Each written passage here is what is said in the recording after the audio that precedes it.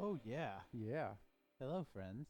Hello, everybody. We are back. We are back. Yes. If you were watching us yesterday and the whole rest of the week. That's right. But this is we took a 2 weeks off of a small window, holidays and everything. But now we're back, ready to go. We're gonna finish up James Jerome's EP. Yeah. We're on the second song right now. Second out of three. Second out of three. We're going to do 3 tracks with James Jerome. Yep. He is stuck in traffic. He should be here any minute.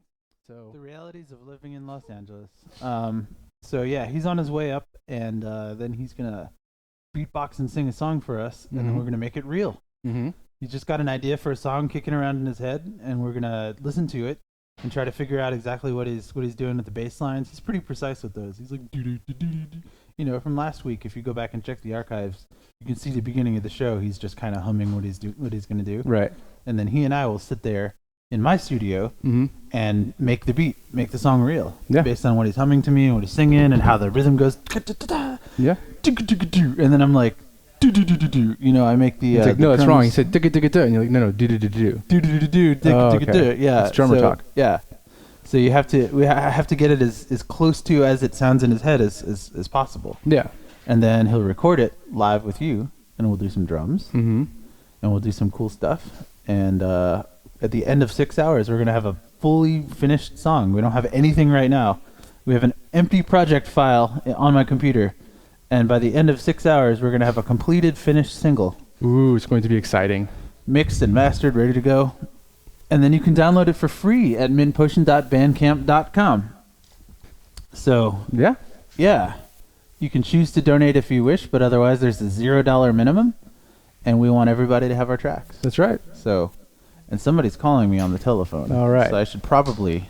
Well, we're not just doing that. We're also a Silence variety my- show, so we've got some guests coming in. We have the makers of Defend the Cake. We have Tolly and Justin. They're here. They're going to be doing some stuff, interviewed from Ben.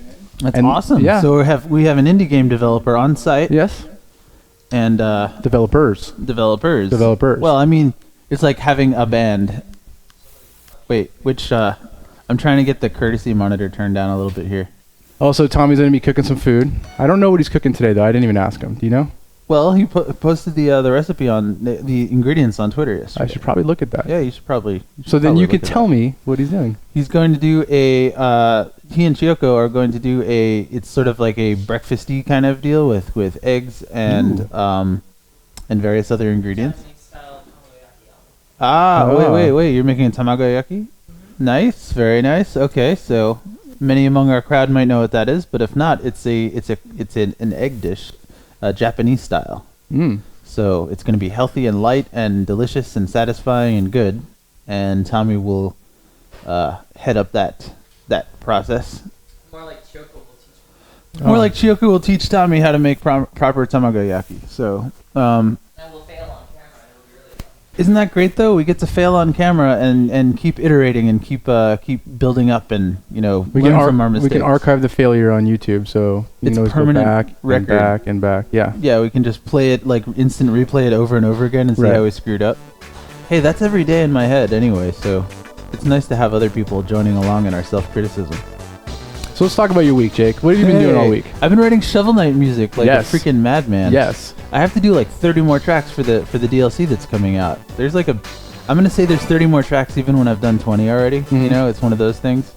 I have a lot of tracks to do for the upcoming DLC, and so I've been churning those out every day on camera with our awesome streaming audience, Yeah. and we've been just getting her done as quick as possible. Yeah. They're doing it Monday, Tuesday, and Wednesday. Monday, I don't know if Tuesday, and I don't know if Wednesday. you're planning on doing it tomorrow. You might take the day off tomorrow. I don't know. Well, tomorrow we're doing script writing for the game, so that's Ooh. gonna be off camera because that's spoilerific. So we can't. There's no real way to stream that without spoiling the entire story of the game. So we're gonna have to. We could probably stream Minecraft while we're writing the story and just not give anything away. But probably we're gonna be off air tomorrow.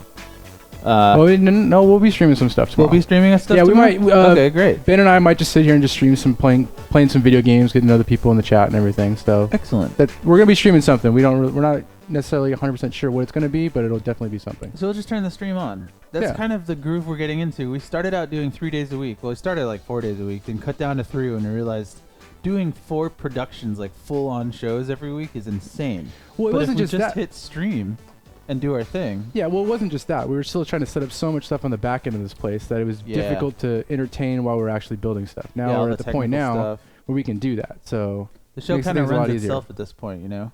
pretty much. I mean, it literally doesn't because you have to have people back there manning the whole setup. But Yeah. it's a lot easier than it was, so that we can afford to expand we have the bandwidth, the time Right. to do more streaming and less setup. Well, speaking of expansion, we upgraded our TriCaster to TriCaster Advanced. Yeah. So we can do a lot more things, but you might see some glitches throughout the show because we're still trying to figure it out. The problem with doing it, getting this kind of software the time we did, we have to learn it with you guys. So unfortunately, if we go off the air for a second or all of a sudden you see a bad word up there, it's not our fault. We're just trying to figure it out. You're gonna see lots of bad words up there once I get started. Shit. I'm gonna be just cursing up a blue storm in Ableton. It's gonna be all my track names are like dicks. Anyways, excellent. Well, all right. So let's talk about our Patreon page real fast. So Let's do that. So in order to play games with us, get on our Minecraft server, get into our Discord chat, which we're still trying to set that up. Yep. You gotta, be a part of it. Yeah. Yeah. You can go to patreon.com/mintpotion Mm-hmm. and become a patron of ours, and that will help us keep the lights on, keep us doing all these awesome free streams for you guys. Right. And if you can't be a patron, at the very least, show up all the time and cheer us on. Yeah. We're not trying to force anybody to pay us money or anything. It's all about if you have the ability to help support us and you want to be a part of this, Right. you totally can. And if you want to be a member of our community and just chat with us, that's totally fine as well. We're not trying to hard sell anyone. But you can also buy our music instead of or in addition to the Patreon, you can choose to pay for the music if you wish. Over at mintpotion.bandcamp.com. Good timing. It's totally optional. It can be $0 if you want it for $0 and no strings attached, no hard feelings. Right. But if you're able to throw us, throw a dollar in our, in our guitar case, so to speak, we're essentially digital buskers. That's what we're doing. Right. So everything that's up there right now, I mean, the majority of it, I believe, is stuff that we've done on Small Window, which is, yeah, almost all of it is Yeah. small window tracks. So- And so if yeah. you want to hear what we've done on this show in previous weeks, you can go to mintpotion.bandcamp.com and Right. actually see all that stuff. Right. And then that So- stuff, actually, I believe I'm going to shoot for the first week of January. All that stuff's going to be remixed and remastered Oh, yeah. and put together on a nice little digital package for people. A full album based on remixed versions of all the tracks that we've done so far. So we're gonna have like, fully mastered, awesome versions of everything. Right. Which I started doing that stuff last week. So Yeah. it's already coming along sounding nicely. amazing from Yeah. what I've heard. So I'm excited. All right. So let's talk Yeah. about. Oh, we missed it. I'm gonna have to wait till it rolls back around again. Uh-oh. Wait. What else? Circles. Wait for it. It's not the next one. We're gonna have to wait too long. Yeah, we're gonna have to. Oh wait. One more. Mintpotion.bandcamp.com. Nope. Yes, there it There is. we Okay. go. Circle.mintpotion.com. That Alright. is the website that lets you control the lights in my office and soon in the entire studio. Yes. We If you keep go saying to- soon. It's gonna happen at some point. We're shooting for the first week of next year. It's because it's on me to finish the the back end side of things, and I can't program right now because I'm doing Shovel Knight and cartoon music and all kinds of other stuff. So this really comes down to me having enough free time and bandwidth to finish the system as Right. it's designed, Right. But for right now, at least we have a room where you can walk around and punch all of the buttons in there, and you will be able to control an interactive light show in my office by going to Which- circle.mintpotion.com. Looks like there might be some technical difficulties because Ben's in there right now working on something. Yeah, I think the dings might be down because the Uh-oh, box. the dings are down. We need to fix the box because the box has wires going into it and they are loose. And that's why the dings aren't working at this moment. So, we'll get those up and running as soon as possible. But in the meantime, you can at least watch in the small window over here as we are doing our music track in there. And occasionally we'll give you glimpses into the big window. Yes. But most of the time, the big window is a variety show. It's going to be gameplay, it's going to be cooking, it's going to be snacks, it's going to be all kinds of interviews and special, features and things like that. Right. So it's a great time to see a little bit more of the studio than just staring at me while I'm making Shovel Knight music up there. So if you're just joining us for the first time, this is our Thursday variety show. This is like our main show. Oh, I just We realized do a lot more than just chip tunes. Oh, What you setting up there, buddy? I don't know. Maybe a chat. Maybe a chat window. No, How about that? So we can see who's around. I forgot about it. It's We my have all fault. kinds I of take little devices responsibility up on here. that one. All right. All right, so let's check the chat really fast. I'm checking with James Jerome, see how far out he is. Because if he's going to be another 10 minutes, we might as well move along to on switch. And then we might have to come back to doing the beatboxing of the song. Yeah. Yeah, So our we guy's have to- we still have stuck in traffic. So Yeah. it's literally, as soon as he walks in, he's just going to be like, he's going to walk in the door, like get into the booth, Yep. instantly. And we'll just cut right to that so you guys can see what's actually happening. But let's wait for him to respond. So let's check out the chat really fast. Yeah, let's see how it's going. How's everybody doing today? Having a good day? Having a good Thursday? Having a great Thursday, Jake. Yeah, That's amazing. I'm having the worst Thursday. I'm so tired today. Oh, But I'm going to be fine later once I start working. you're fine. Look at that smile. Look at Yeah, his smile. we can He's get fine going. already. Uh, That's not a smile. no, it's not. That's I'm not a just, smile I'm at just all. zoning out. I'm just in another universe. Excellent. But yeah, so we have indie developers here, and they're going to talk about their game that they're working on. Yeah. As you can So- see, is our nice little backdrop we have going on right now. Yeah. Eventually, we're going to have like space in the background. We just got a whole bunch of new video Ooh. features that are going to let us like put ourselves in virtual rooms. Yep. Like, I could put myself on a stage, and just have like 3D objects in the background. I want to be in the Amazon jungle. We can make that happen. You Okay. could be in the jungle in one scene, and the camera cuts back to you, and you're in a factory somewhere. How about the Bahamas? The Bahamas will also The work. Bahamas. We can transport you to any location you can imagine. Yeah. That'd be cool. So, Excellent. How's the chat? What we got? We Yeah. up yet? Two Card says, as much as I love seeing Circle and Hot Dog, and I prefer you guys work on the important stuff first. Also, it's great that you have multiple projects. Yeah, we have 10 projects going at once at any given time. That is definitely true. Yeah. The thing is, even though the important projects, so to speak, are the ones that pay the rent and all that stuff, in order for us to do what we do, we gotta give a little time to everything. Everything's important. Our spare time, free time projects are what we're trying to launch independently Right. to build up our studio as its own thing. Right. So the sooner we can get that done, the sooner we have to take on less freelance work. Right. I'm still gonna do game music as a profession. That's just my thing. But the less I have to do assorted jobs, and the more we can focus on the basement potion stuff. I just cannot wait till we can actually show them the other project that we're working on. Yeah, that's gonna be. I mean, hopefully we can start showing that in the next couple weeks. I Yeah. mean, they said as soon as they announce it, we can start showing you guys all the. I can't talk about. I want to talk about it, but I can't talk about Yeah. it. You know what I'm saying? yeah, it's a cartoon sucks. we're working on. Shh, and you already said it's- too much. It's gonna be great. I'm so excited about it. All right, so what else we got? I mean, that's it. I mean, Hmm. I think we should, let's get started. Let's get ready to go on Switch. I think if everybody's ready to go on that front. Yeah, if we start moving on that. Yeah. Ben, how we looking on Switch? You all ready to go on that? Okay. Well, All right. Well, Ben is working on getting on Switch, which is our first interview segment. ooh, how about I interview you? Why would you interview me? I don't know. All right, go for it. You got any questions? Jake, how old were you when you first touched your first piano? Oh, I thought you were gonna be like Booby. I was like 35. First And that one piano. yet? I mean, touched the first piano What's or up, Ness, played dude? it? Played it willfully. It's the first time. It was the first time you. I mean, Like my mom was putting my hand on the keys when I was an infant. so you were forced to play music. No, she just like thought it would be funny to put my hand on the keys, and they formed themselves into a chord. And she's like, "What are you?" So I was about 3 when they started putting me on the keyboard to keep me out of trouble. Ah. Like I would be an asshole and just be running around breaking stuff, and then my mom would be like, "Sit down on the piano bench, you're in timeout." And I'm like, "Do-do-do-do-do-do-do-do-do." What was the first game you worked on? First game I worked on was Qbert, and that was 2000, 2001 perhaps. It was a Game Boy Color port of Qbert.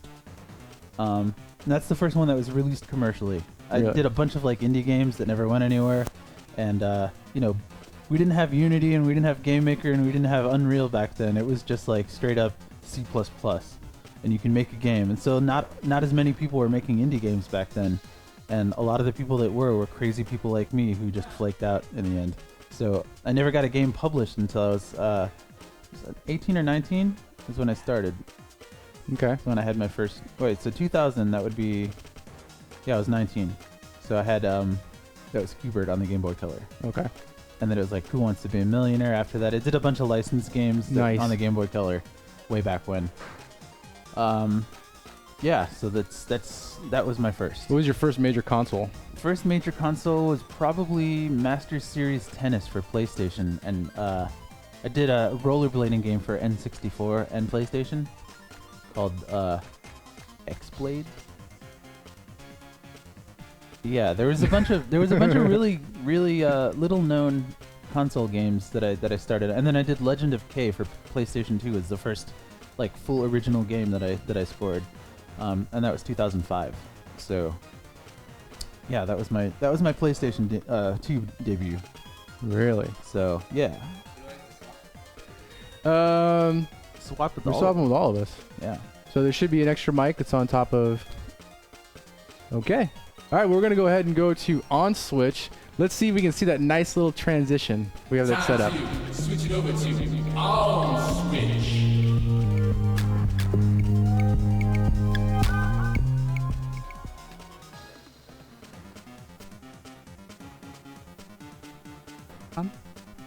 My head is so tangled with cables. Hey, join me on this couch. Up. Cool. Hey guys. Okay. You're on. Hello. Don't check your mics. Let's hang out. This is chat. Everyone. Lord Nightmare. NES Dude. Tukart. This is our lovely guest, Defend the Cake developers, Tolly and Justin. Hello. Please feel free throughout the segment to send us questions, tag @Mint Potion so we can see you pop up down here in the chat, and kind of go from there. This game is very cool. It's a neat take on tower defense, and I don't know if you want to start with where you guys come from and how you came to make it, or I mean, let's use Justin. I don't know you as well, so let's start on that side of the couch if I may. Okay. So this game kind of started, so our other business partner who's not here, she's in Florida. We were both working at Blizzard at the time and carpooling there from Long Beach. And so we kind of got to talking about, ambitions and things like that. And, we both were like, yeah, it'd be really cool to do an indie project at some point and all that stuff. And I know eventually that evolved into, let's actually make an indie game. And she had this idea for this, cake-themed tower defense sort of thing. I'd already kind of been kicking around some ideas for tower defense games, for a little while, and so yeah, that just kind of came together. And she had already moved on from Blizzard at that point. I left Blizzard and decided to do this full time, and so yeah, that's how the whole thing got started, really. And then Naomi knew Tolly from when they worked together at Riot back in the day, and so she brought Tolly in to help us with the art and everything.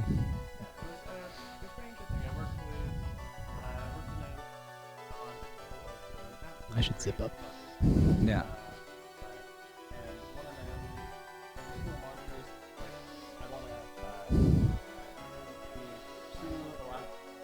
It should be. Just really quickly. Oh. Maybe. Yeah. Everyone out here is on. Am I Sorry. Missed. Okay. That's. There. Just to be safe. I'd like people to.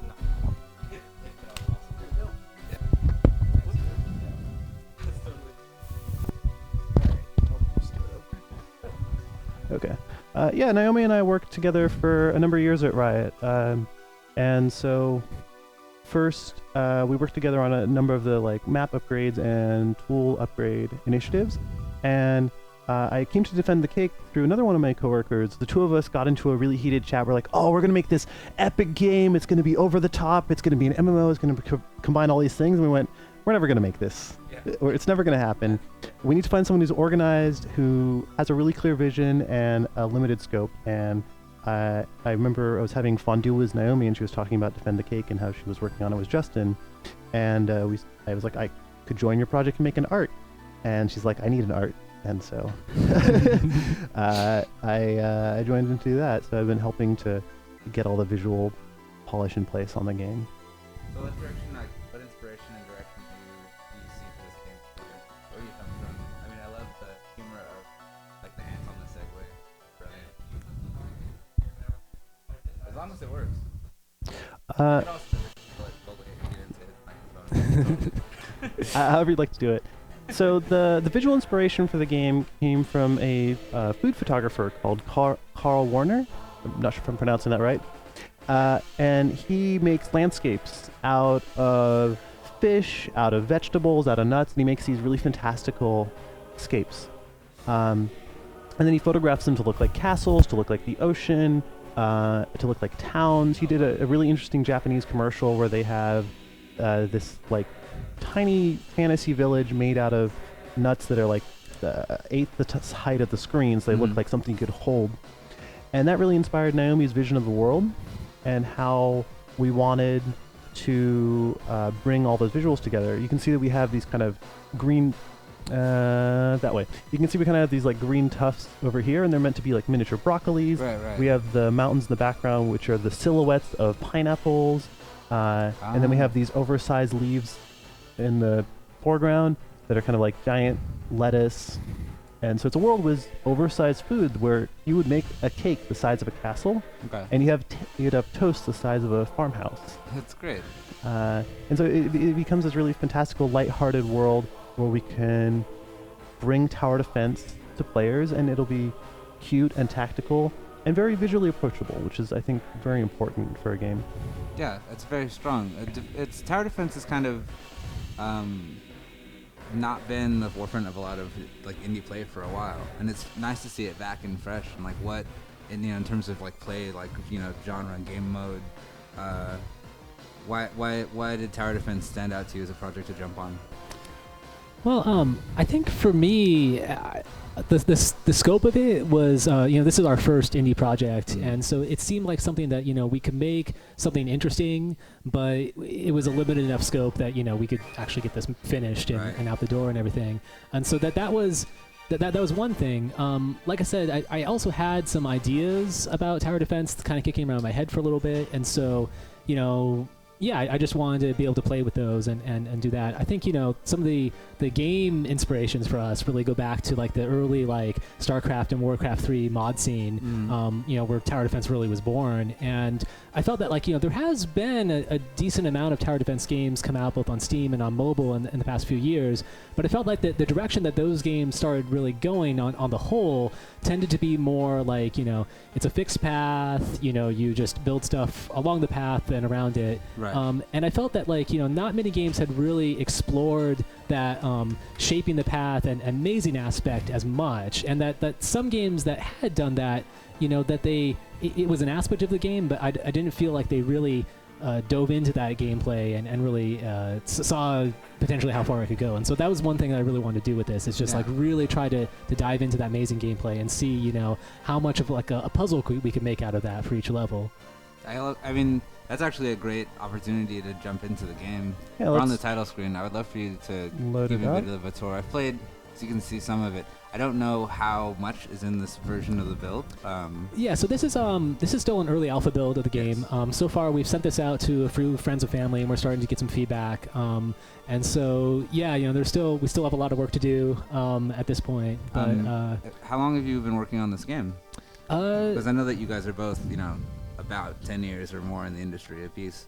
I mean, Feels I remember like it. I went Not to school quite. with I went to school with Toli in 2005, 2006. 2006 So to like 2009, I believe. and going there, I mean, following your work in like tech art, and you've been through a bunch of big studios kind of through the last few years of your career. Mm-hmm.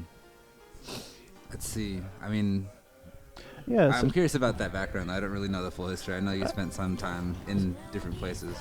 So I started my career at Riot Games, and I was there from a few months after they launched League of Legends until around the time that the ARAM mode came out. Okay.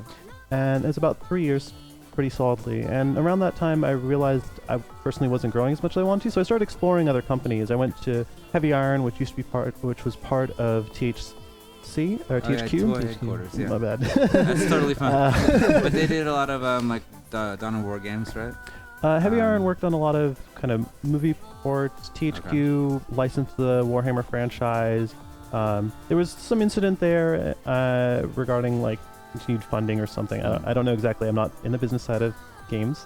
I guess I have to now, but That's the beautiful part. it's part of indie. Yes. And so I moved from Heavy Iron to a studio up in San Francisco called Play Studios that worked in casino games. And that was an interesting leg of the career because I actually was a senior level contributor, so I helped kind of establish things and build up a lot of infrastructure. And after doing that for 18 months, I said, well, there's enough infrastructure in place here. The team can kind of run forward, and I can go into maintenance and upkeep mode and make sure that everything runs smoothly. But people are pretty self-reliant once you give them the tools and technologies and get them trained into place. So I decided that Defend the Cake looked like a really interesting opportunity. The gameplay was something that was really close to my heart. I used to play a lot of tower defense with my siblings. So we would load up like Wintermall from War 3, and we would play just hours and hours of that all summer long. Okay. And we really loved it because it was a collaborative game. We either won or lost together, and it gave us a lot of interesting good times. And developing mazes was something that one of my younger brothers was actually very good at. He went online, he researched different configurations, and like we taught each other back and forth as we learned different, more optimal strategies. As I started playing more tower defense games, I noticed that the strategic element got lost somewhere in that transition. And so the skill cap for a player became much lower, it felt like. And there's this interesting opportunity that Justin and Naomi presented where they're like, we really love mazing and we want to bring that back. We want to make it accessible. We want to bring that to players. And it seemed like a good opportunity to bring back something that I love to the players and make sure that people who had never experienced it before were able to... Yeah. Thank you, Lord Nightmare. Oh man, so many Chad things is I've a made. couple of seconds behind us, so Okay. it's totally fine. Yes. Yes. I generally don't delve into specific details that are particularly negative, but thank you, Lord Nightmare. And so it was just like that love of that game mode combined with an interesting opportunity, and I made sure that I had the space to do that. And it's been an interesting, I guess, year working on Defend the Cake, making sure that things are coming together Nice. as solidly as possible. It's been a interesting full-time experience. I would like to. I'm trying to decide whether to get more into the game. I want to know more about your background because I've met you for the first time today, and I think that's very interesting for for your guys' history. Somebody who works at Blizzard is definitely something that our friends are definitely interested in, and people inside of the building, and especially Riot. Like these are big companies that have a lot of. I think we're more of an indie community, a lot of like Way Forward and Yacht Club. And we have a developer of so many games in the building as well. So I want to make sure that we have an opportunity. Tell me where you come from, Justin. Yeah, so I started at Blizzard in 2005 Okay. in QA. Cool. And what was originally intended to be a summer job in between 2 years of college became screw college. This is really cool. I want to make video games for a living. Excellent. So yeah, I mean, I think I got really lucky. I was out there at that time, WoW had just taken off and the company expanded a lot, and there was a lot of opportunity there. And thankfully, I was able to find some of that opportunity and get myself onto the StarCraft 2 team, and I worked on that game. And then when StarCraft 2 shipped, one of the things that the team was thinking about is okay, we have this expansion that we want to work on, but we also have this amazing engine, and modding has always been a real part of these RTS games. Yeah. And started to explore a little bit what could we do with it. And at BlizzCon that year, we showed off a few things that the team basically spent a month working on these little prototypes of oh, here's all these cool things you can do with this engine. Right. And one of them was called Irish Chef. Yeah. That was great. But another one that they made at the time was called Blizzard Dota. Okay. And so that eventually evolved into Heroes of the Storm. And so I was I played War 3 Dota oh man, I can't even. I lost count of like the number of hours. I mean, literally like War 3 Dota and Winter Mall TD. Like I probably spent more time playing those two games during the time that they were out than any other game. Yeah, definitely. And so, I was really, excited about that prospect. And so, I got to start working on Heroes of the Storm, like, in its infancy, and, got to develop that game, and, eventually built a bigger team around it. And now, it's this big thing that's out there. That's but, really like, fantastic. Yeah. So you have a lot of experience in this kind of. One thing I think mechanically that's really interesting about StarCraft is that the enemies don't miss, as opposed to like, or that targets generally aren't very accurate. Like the roll is kind of, it's not, and even though it's kind of Warhammer based, where you roll against a lot of misses. I think a core mechanic that plays heavily into tower defense is like the units are hyper accurate, right? And so balancing damage in that sense is it kind of lends to this game very quickly. But amazing. For the uninitiated, what is that? So it's easier to show than to tell. Let's do it. Yeah. So I'm going to jump into one of the first levels that we have. Okay. These are the levels of Defend the Cake. So here's fresh out of the oven, one of the first levels. So in tower defense, a lot of the time you'll have an end goal point that okay, I'm getting used to that. That enemies will go to. So in Defend the Cake, you place down the goalpost, this delightful sugary cake that's super happy to be out and existing. And you can see this orange path appears. That's where enemies will come to and try to steal slices of your cake. In a lot of tower defense games, the start point and the end point are fixed. Mm-hmm. If you've played, it's kind of like the minion lanes inside of Dota or Heroes of the Storm or League, it's something that you just kind of play around, and that's an interesting thing you play with. So one thing we want to explore was in Winter Mall, you could place your towers directly across the lane, and creeps had to deal with it to get to the exit. Mm-hmm. And you can see that as you place down elements, the path expands or contracts around them, and it forces creeps around it. So just for the first day, you can see there's I guess you can't see, it's covered up, but there's an indicator in the screen that says how many days you have along. And so you're like, okay, I put down one tower, put down a little toast. Right. Enemies walk around that area. Oh, here we go. And then I have my little strawberry tower that fires on them.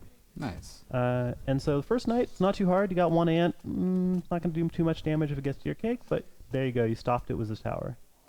And on the second night, you can make a much longer path, and you can force the ants to walk past more of your defenses, spend more time in the firing arc of your towers, and it makes each of the towers that you place more effective. So you can get more value out of each individual tower. So now those ants are going to walk into and out of the firing arc of one tower, and then into the firing arc of the next tower, and just barely get picked off. And that's all because of that larger amount of time that they spend walking around. So I'm glad that you're fascinated by that, Lord Nightmare and Nestude 128. So yeah, definitely. I think for a lot of people, like NES Dude included, tower defense where you're actively managing the path is pretty novel.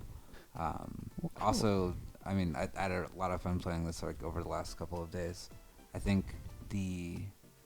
a really interesting element is using the chicks as actions both during the day and night. And I didn't want to kind of spoil that if we were headed in that direction. Yeah, we should show that. But yeah. that's a very interesting mechanic that I would really anticipate the challenge in later levels, right? Of seeing all of these, using all of the birds that you can, or timing that correctly, because you only get one kind of phase in that. It's pretty cool. Yeah. They're egg chicks. We Egg call birds. them egg birds Egg birds. because they're both a bird and an egg, and we haven't placed a line between those really. They're a really good mascot. Yeah, they're one of Naomi's original creations. I don't feel like I've done them enough justice yet with how cute and quirky they're supposed to be. They're supposed to hit that note of strong derp really hard. Okay. Yeah, the action system is really fascinating. It forces you to ask the question of, I have 50 resources, Mm-hmm. and I can either build 4 walls in a little line, and that's not necessarily going to do too much for me, or I can go through and place 1 or 2 walls, but then use these platforms, the tower platforms, Mm-hmm. to build more defenses and use up all my resources that way. So now I have more defense points. And this is something we're working on, increasing the clarity of like how strong your defenses are night in and night out. So right now you have a small group of ants, and you can see that they start getting picked off, whereas the last group got picked off right at this line of toast. These Mhm. are getting a lot farther through the maze. If the maze was a straight shot, if the maze was a straight shot, I'm going to try and use this, Sure. then they would go from being picked off here, they'd go straight up to the cake, and there wouldn't be enough time for the strawberry towers to actually pick them off time and time again. So just for example, I'm going to restart the level, and I'll make I think what I would define as a poorer quality maze. Poor life choices. I'm going to make some poor life choices right now. We're just going to go Fine show. directly to the cake, be like, nice, I harvested that wheat, I got 10 wheat, that's awesome. Okay, the paths here, I don't want to mess with a path. Paths are important. So we'll put some walls here, make sure we reinforce that nicely. I guess that looks like it hits a lot of the path. Cool. And I'm out of dudes. Okay, well, there's my first night. And then one ant comes to the cake just to verify that you put down a defense. Mm-hmm. And it's getting picked at. It's real close to my cake. Doesn't feel good. Right. Okay, well, let's try this again. I'll put another wall here. I'll put one over here. I guess I got 2 dudes left, so I'll build a couple more defenses. Nice. Okay, cool. All right, I'm gonna watch this. It's gonna be good. It's gonna be good. Oh, there it goes. Okay, ants. Oh man, that one still has a lot of health. Okay, good. I got enough towers. I'm solid right now. Right. But in the coming nights, we start having heavier enemies. The ants have only a little bit of health. They have 200. But the snails have 900. Yeah. And so I Look guess at the worm is. I mean, it's only partially visible. yeah, um, it's gigantic. It's incredibly healthy. It has a lot of health. It has eaten all of its minerals and all of your vegetables, so you don't have to. Oh, the path got even shorter. Okay, well that's fine. I'll just block this side off. I definitely don't want them to go too far away. I guess I ran out of dudes, so yeah, that's my day. So because the path got shorter, this tower doesn't have as much time where it can fire on enemies. And these are still doing a pretty good amount, but oh man, that guy took a slice of my cake. That's no good. Interesting. Yes. Um, So I mean, there's a lot of. I guess agency is like the ability to also play wrong, right? yeah, and one thing we're trying to figure out is how do we make it so that players can mess up less? Yeah. And even when they mess up, you can still be successful. You can see that the cake has like a bit of tape on it. The egg birds we think aren't very smart, Okay. and so they just take the slice of cake and they just tape it back on the cake. They just staple it into place. they are not the smartest workers. But all the cake's there. It's in a pile together. It's probably okay. It becomes good enough cake. It is good enough cake. I am not good at reacting to chat. Me so- neither. I'm making sure for guys. Make sure to tag Mint Potion when you're chatting so we can see your questions pop up. Yes. That would be a little bit easier for us to read. I have a few screens to look at. I'm not used to this. Oh yeah. This is Michelle. She's at the Adventurous Micro Dog. Hopefully you're not allergic. I am not allergic. Oh good. Because it would That would have been a bad time to find out. Because it is too Well, hi. late now. All right. She's relatively friendly. Cool. So But yes. yeah. So for some of the earlier levels, you can get away with not having great defenses, and you'll still probably complete it okay. Mm-hmm. For some of the later levels, it starts to become more and more important that you design a maze that exposes enemies to your towers for as long as possible. Right. Right now, this is the shortest possible maze that enemies can take from the anthill straight up to your cake. And so they pretty much every night will come right up to your cake and they'll take it away. And you can still achieve victory at the earlier levels, but if you jump to some of the late levels, and later levels We have have more a and more boss. complex mechanics. Yeah, Mhm. so we have a boss. So I could be like, okay, well, I'm just gonna put my cake really close. Like I don't want to spend too much time worrying about killing enemies. And then I'm gonna build oh man, I guess this level's designed so I can't mess myself up too much. Good job. And you have a lot more tower options, so I was like, Cleaver sounds good. I'll build one of those, and guess I'll harvest a week 'cause I'm out of other moves. So first night, I'm like, nice. I get to watch this little guy. Ah, he got splatted. Nice, A+. And then, all right, I'll build some more of those because that was great. Like, I liked seeing that ant get splatted. That was awesome. And so really quickly, I'm just like, okay, cool. Awesome. Awesome, there we go. All right, well, that's obviously the best maze, right? Because I don't have to, oh, what? That's weird, I don't want that. Okay, there we go. And let's build another one of those. Right. Because they're the greatest. And we'll just keep harvesting wheat out here in the sticks. Because that's all I need, right? And so then the little ants will come. They'll get quickly pulverized. Or sliced apart. And then the Cleaver's very snail. effective. And you're like, oh my god, he's all the way to my cake. Okay, cool. Cleaver's the best. Cleaver's the greatest. All Cleaver. All hail Cleaver. I'm on it. And if we get to a night where something big like the worm comes, which remember has that huge pool of health, Right. suddenly we're not doing enough damage. So I guess we click these to activate them. They send out little murder eggs, but it got to the cake. So now we have this real problem where we know that enemies can get to the cake because there's a larger threat. Well, Mhm. I don't have anywhere else to build. Like I could, I guess, build down here in the corner and I could start building along the top. But my maze suddenly became really ineffective. Or it became partially ineffective. I no longer know that enemies will get stopped.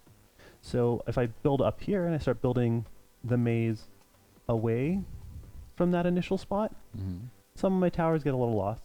So I have to plan better next time. But I'm able to build some defenses like a frosting tower, which slows down enemies, and a little strawberry shooter that gets pretty good range on this area. Mhm. And now enemies will have to take a little longer to get there. And then there's a... Oh no, they're getting past my defenses. So Cleaver towers don't attack air. Right. And my strawberry tower isn't doing enough damage. I spent all my money building these really expensive Cleaver towers. And so now I'm like struggling at the edge of my maze to like activate things aggressively and get everything. And you can see all these pieces of cake are just piling up right at the very edge of the anthill. And I don't want them to get away, so I'm just going to keep activating everything as fast as possible. Oh, okay. But that longer maze is what gives me... Oh, no, you lost it! So the snail managed to take away one of my slices of cake. So now I don't have a complete cake anymore. Who wants to... Ants touch this. I don't want to eat that anymore. I didn't defend my cake very well. And in playing this level, if you build longer mazes, you can have better success was the game. And this is kind of the idea that you play a level multiple times, and in playing it multiple times, you learn more about how mazing works because you explore different opportunities, and it plays out as a bit of a puzzle. So as a player, you play through it once, you get a feel for what the threats are, what your towers can do, and how much damage and how much time enemies have to be exposed to things. And jump in if I'm talking about things that are actually bullshit, because I don't do design. It's all great. Yeah, I think actually maybe one thing we could talk about a little bit more is the powering up the towers. Yeah, I mean that's so- like a really, I guess it's a what's it called? A unique kind of parallel type of thing. The number of actions you get a day, the number of eggs you get over time, and also power ups at night. It actually feels really good and urgent because of the character of the eggs. But tell me more. I'm sorry, I just. Yeah. So the powering things up at night, that kind of came out of a lot of tower defense games. It's like you build this engine to kill all these things, Yeah. and then you kind of just sit back and watch it go, and that's kind of cool in its own right. But I wanted to try to do something where you had a little bit something more to do while these enemies were trying to attack you and come in, and I think that what a lot of other games had done is that while the enemies are coming, you're still building things, and so that's kind of like what you're engaged with is that you're still accumulating resources and you're still trying to build things, and sometimes and even some of these games still trying to mold the path as guys are coming in.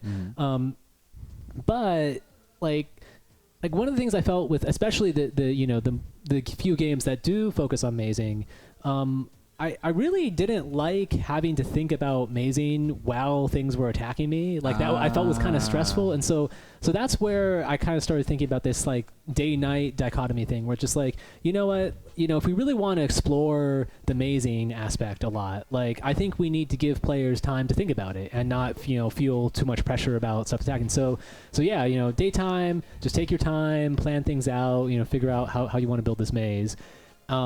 And then nighttime, now you're kind of juggling these cooldowns with these egg birds. So the idea is that, you could send an egg bird out to power up a tower, and every tower has its own power up thing. So these strawberries, they'll shoot a little bit faster. The frosting, it'll do this AoE slow thing. The watermelon, you can lob a really large melon at a target point. And then the cleaver is just like a really big hit. And so you have all these things, and each tower has a cooldown, but then also you've only got these limited number of egg birds to send out and do that. So you send an egg bird out, and then we still have to express this a little bit better through the UI, but the idea is that like they have to take a nap or something afterwards. They're derpy, they can only do so much work at once, and so you send them out, and then they're on cooldown. So you're kind of juggling these, like where do you need this extra DPS most, or where do you need this extra effect most at any given time, and trying to like some of these later levels, you'll have multiple things coming through in different parts of your maze at once. You're trying to juggle where to focus those power ups. Are there other like I noticed there's an air path. Is there a way to obstruct that or redirect the air maze? No, the air guys, they just take they go over everything. They'll just take the shortest direct path to your cake, and so that's just something where to kind of force the player to mix things up a little bit, where you're focusing on the main path most of the time, but every now and then it's like, oh, these air guys are coming in. Well, I need to make sure I have enough to cover that on that path as well. So. Are we checking with them? What's going on? I'm sorry. Oh, It's let's see. So we've got a couple options For upgrades. So you can upgrade the watermelon. It gets this cool increased range. all right. It also attacks a little bit faster to get its shots out there. Mm. We've got the strawberry tower. It kind of splits and it starts firing 3. It had this kind of Hydra strawberry for a little while that like sprouts these little extra heads and All right. fires off to the sides. And then the frost tower kind of does a little bit of splash. And then splash slows down enemies in a group so that they're all slowed down together, so it can get a lot more slow out there in a single shot, which is pretty cool. And the cleaver tower has this hot sauce. You like pour hot sauce on it, and it just causes things to like have a horrible burning sensation for a bit. It's one of my personal favorites. I look forward to making like a cool sriracha trail come off of some enemies. And so for this one, I think I'm just gonna go with the frost tower to get a little cool splash effect going on. Yeah, I noticed that the bees also have to carry the cake back, which is pretty, it's a forgiving little element. If you guys don't know, Small Window, we are, speaking of hot sauce, up here in this top corner is our guest vocalist Okay. for the rest of the season, James Jerome. It's gonna be pretty wild. He's actually, I don't know if we should check in with him. Robbie was asking me about him a second ago. I feel like he can be heard. But look at him go. Yeah, look at that. We are in the small window now. Looks alright. Nice. It reads on a tiny screen. That's awesome. Yeah. But it's a different method. Definitely like, I don't know, an aspect of the show that I have a hard time conveying because more stuff keeps happening. Oh, we're gonna have to. Needs a lot to deal with it. Interesting. Cool. I don't know what's going on with I that. want to actually see the legitimate questions that I'd missed Yeah, while okay. playing. Oh, purge and ban. That's fine. That's fine. I just want to see what the actual questions are. Let's see. Sort of dog is Michelle. Michelle's a Shih Tzu. Yeah. Jake got that. Took Art is asking about. They're talking about the worst enemies. And multiple damage types, immunities. So we wanted to keep it pretty simple. We just had things to do damage, and we don't have enemies that have immunities at the moment. Flying enemies have immunities to mazing. Well, there's a few towers that don't hit flying. I think actually it's just the cleaver doesn't hit flying right now. But yeah. We have an air-specific tower we're going to work on bringing to the game in the future, which is kind of like a series of carrot planters. See them on screen? A series of little carrot planters on a conveyor belt. And so it rotates the conveyor belt. A little robotic arm reaches down, pulls a carrot out of the ground, and the carrot's actually a missile, so it powers up and fires off. Right. So we've got a little prototype animation for that one roughed out, but it's not in the game yet. You can see the next land on the main map is actually the carrot land. We're going to have, instead of tree stumps, we'll have carrot stumps, and it'll be a way for us to explore a different theme visually so that the player doesn't get bored of being in one world the whole time. I found in my play up to this point, I don't know if I had attempted the stage with the boss, but I wanted more upgrades. I didn't feel like I felt the spice was super rare. Yeah, we've been getting that feedback a little bit, and I do want to address that. The upgrade aspect is probably one of the newest things that's in the game, and something we just kind of started playing with recently. And I do want to try to add more worms or get the player, more spice to play with, because it's like, right now I think, at most you get maybe 2 upgrades to play with, and I think that we can still make a kind of a special moment, but give the player a little bit more to play with for sure. Well, also with the amount of is there a maximum of egg birds that we'll have throughout the course of the game? Like, will we have 6, or can I get a carton of 12? Yeah, so right now for the first 6 levels that we have in our alpha, it's all 4 eggbird maps, but then at the end of this level, it would say, you unlocked like a 6 eggbird carton, and so then for the next set of levels, you'd have 6 going forward. Oh, okay. And I know we've played around with 6, I know 6 feels good. We'll see if maybe we can go a little bit beyond that, but yeah, I think at least 6 eggbirds for the future levels. So in terms of scope, what is the upper limit, I guess, of what you want this game to be in terms of the size of mazes you want to have and the length of play, and attached to the eggbird question, right? I don't think that you're targeting small sessions because you want people to replay levels, but I guess I would say from a industry-ish or developers kind of language, your budget for how many levels you want to design and this type of thing? Right now, we're targeting to ship with 18 main levels. So these are the first 6, and then we'll have 2 more sets of 6, basically, each culminating in a boss level. Okay. And yeah, I think that when you get the 6 eggbird levels, I think a level will take maybe 15 minutes ish on average to go through. Yeah. And I think that's been a pretty good target for us. Okay. And then we have for every level there's a normal mode and a hard mode. Yes. And so the idea is that if you can beat normal without anything getting to the cake, then you unlock hard. And hard is definitely a lot more challenging. I've got to try. So we have a couple of questions. Excellent. From chat. One of them is, what platforms will the game be on? And another one is, how do resources work? And there's a third one, I haven't read it yet. So the game, we're planning to first release it on PC and potentially Mac simultaneously. We're PC gamers at heart, and so we want to bring this game to the computer, and then once we have a really nice refined experience, port it over to mobile. I think the mobile market is hyper competitive. Yeah. And so if we bring a really refined experience to mobile, people will react very positively. And PC gamers are slightly more forgiving if things are a little earlier, and they're more excited and willing to explore. I think for me too, PC is just what I know the best, and so I just feel more comfortable launching something on PC. It's a platform I'm just a little bit more familiar with. Yeah, I definitely agree that there's a larger variety of games on this platform because of how accessible it is. Right. And I think that you'd have to do, I was considering while playing this, how you would do a mobile interface. Yeah. So we're using Unity. So and I actually have it building for my Android phone already. Okay. But yeah, it's going to take some additional refinement to make the experience feel as good on mobile as it currently does on PC. Because we're developing this with mouse interface, and touch controls kind of work, but when touch controls feel bad, it's just terrible, and so it's Right. like, yeah.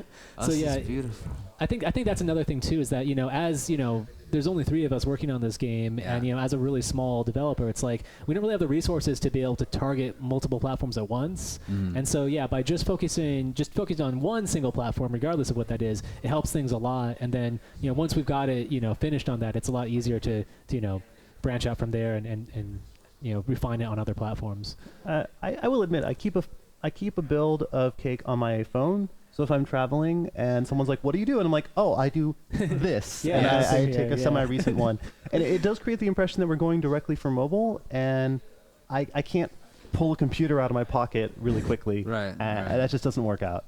So Or send them a video or some type of, yeah. it's not as engaging as showing them how these systems work. So there's definitely some UI elements that we have designed that are specifically for PC. For Mm. example, the cancel system is you hover over something, and I can't hover over things on my mobile, so we have some UX issues that we have to work through. Right. To wrap back around to how the resources work, every day you get a delivery of wheat. For a while we had a little cart that came in and dropped off a pile of wheat. And then and that's just every day. It's kind of like the Egg King has decreed See, that you... down here, this is your wheat down here, and then you can get, it says plus 50 tomorrow. So every day you get like this new shipment of wheat. Yeah, and so the egg birds kind of function as your moves. They are your workers. You can do one thing per egg bird per day, and so you give them a job at the beginning of the day, and they spend the whole day working on it, and at night they go back to the carton, and they sit there terrified as little bugs and creepy crawlies come to try and eat the cake. And during the night, you're able to deploy them out to defend your cake and help power up. That's not great. Help power up your towers. And that means that every night you can take the egg birds that you have and be like, okay, I need a frost explosion over here. And the egg bird's like, can do. And they come out and help with that. Or you can be like, okay, I need to slow these guys down. I need to speed up the firing over here. I want to deploy. Clicked wrong on that one. I need to deploy watermelon bomb. Right. No, that role play is definitely it illustrates the game a lot. So- I think sound and animation in the future of this project are gonna blow that way up. 'Cause I can hear that now in your voice, just like go deploy the watermelon, release the icing, and these are kind of urgent things that are cute and also, and not just effective, but like what's the word you would use, like ludonarrative, right? Yeah, one of the things that I've really liked inside of games like League and Heroes of the Storm and StarCraft and Warcraft and so forth, all the way back into a lot of spaces, but the narrative for the game is integrated into the gameplay. I mean, there are cinematics and there are interesting sides, but you can learn a lot about the world while playing because characters will give you little idle indications or integrated indications of how they feel about different interactions. And the egg birds, we want them to feel like they're a little bit terrified. We want them to feel like they're struggling to put this thing together a little bit, but they're doing their damnedest to put together a maze. I feel like they're responsible for putting together the cake. They got the little chef hat type of thing. Yeah, they are the bakers. They are the worker class egg. They must do the king's bidding. I have a cool upgrade I haven't used. I am not a good cake defender. All right. Freezing, that's awesome. I don't really get to tier 2 on Frost Towers. So let's get to the next night. So here we go. We got a whole mess. I guess I have a friend now. I'm gonna do this guy a favor real quick. Whoa! That's fine. Technology. Your technology is trying to escape. These computers run so quickly, sometimes off the table. Yeah, I like the little surface thing you got going on. It's been my machine of choice. Wow, there's so much stuff. It is getting so far in my maze. I did not prepare for this future. Oh man, let's hope I can actually stop this because I don't have a lot of fast fire and stuff. And that I think worm. you got this. Okay. always a little apprehensive when things start getting through halfway into my maze. I don't understand why nobody else in the building figured that out. But it's cool. Thank you, DM Cole, for your lovely nonsense. Yeah. Hopefully, chat, you guys are... we're defending the chat. which is a thing that we must do. Whoa. Yeah, there's probably viewers here. A lot of humans. I'll pretend I don't know how many people are out there. And hello. Hi. Hey, if you're not familiar, chat, I just need to say real quickly, this is a small window here on Mint Potion. Normally, you see us do weird things like music education or game development, music composition. Today, we're going to do all those things at once in 6 hours. You can see in the small window, James Jerome, our guest vocalist for the day, and Jake Kaufman hanging out. They're working on this song, communicating with each other about how this idea is going to go. Looks like Jake is playing drums over on that Roland 88. Super cool. And while we're interviewing and cooking and composing, all of these things producing a song and getting to know indie developers in the community at large better. And these guys, hopefully with good questions now that that guy's gone, in 6 hours. So the first half, of course, we're back here on Switch. If you guys don't know, at Dracus on Twitter, which we should probably look up. I'd love to show more of your works, but I also have to talk about Defend the Cake, because that's why you guys are here. Yeah. And, of course, Justin. So Yes. we have reached the final day made of it. the demo, or the alpha, however we'd like to call it. The arc has been very convenient. Yeah. You run this demo well. I'm glad I didn't finish this level. It's all good. So it's awesome. You know, no one has gotten to our cake, and they might not. That actually would be such a shame. No one's gotten to our cake. I could unlock hard mode to really show off how difficult the game can become for more experienced players. So I'm going to leave the maze a little bit incomplete. Just put some watermelons down. They don't do great against a single dude. Mm-hmm. So this guy's coming in. He's the bro ant. Bro ant. He has a lot of health. He's very strong. He likes lifting, and it's his cheat day today. He's going to eat that whole freaking cake for his cheat day. Let's watch. I'm excited. I've never seen this before. So this guy, he walks through the maze, and he picks up the rocks that are there, and he will stun your towers. I was curious about that before. I thought the rocks were kind of a path aiding device, or like a maze blocking device. Yeah. And now that the boss is using that against you, like that's really good design. Props to Justin, Yeah. or whoever's idea that was. That I'm definitely Justin on this one. So the other thing that the Broan does is, as he walks along, he has his little protein. He has his protein with him. Protini. All right. And Yeah. so occasionally he'll stop and he will sup up. He'll drink and make sure he's all up on his protein. So you can see right here, as drinking a little bit. Oh, he's Um, upping his health. Yeah, so he ups his health a bit. Oh my. And now he's going to come to the cake and he's going to take a slice, a bro-sized slice of cake.